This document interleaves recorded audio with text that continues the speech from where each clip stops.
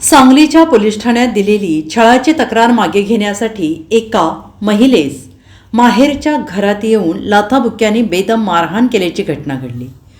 सदर मारहाणीचा प्रकार हा गुरुवार दिनांक 7 नोव्हेंबर रोजी रात्री 10 वाजण्याच्या सुमारास घडला। या प्रकरणी सौ दिव्या संतोष गायकवाड वय वर्ष 22 राहणार खंडभाग यांनी सांगली शहर पोलीस ठाण्यात फिर्याद दिली आहे। त्यांच्या फिर्यादीवरून पोलिसांनी मारहाण करणाऱ्या पती संतोष गायकवाड, रजत रमेश गायकवाड, गिरीश मोहन गायकवाड आणि सुधीर राजाराम गायकवाड सर्व राहणार खंडभाग यांच्या विरोधात गुन्हा दाखल केला आहे। याबाबत अधिक माहिती अशी की सौ दिव्या गायकवाड आणि पती संतोष गायकवाड यांच्यात काही दिवसांपूर्वी कौटुंबिक वाद झाला होता। या वादातून त्यांनी पोलीस ठाण्यात तक्रार दिली होती। गुरुवार दिनांक 7 नोव्हेंबर रोजी रात्री 10 वाजण्याच्या सुमारास दिव्या या माहेरी असताना संशयित चौघेजण घरामध्ये आले। पती संतोष यांनी लाथाबुक्क्यांनी बेदम मारहाण केली।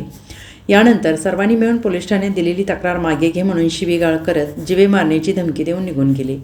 घडलेल्या या घटनेनंतर दिव्या गायकवाड यांनी सांगली शहर पोलीस ठाण्यात फिर्याद दिली। त्यांच्या फिर्यादीवरून पोलिसांनी संशयित चौघांविरोधात गुन्हा दाखल केला आहे। Bureau report SBN Marathi Sangli.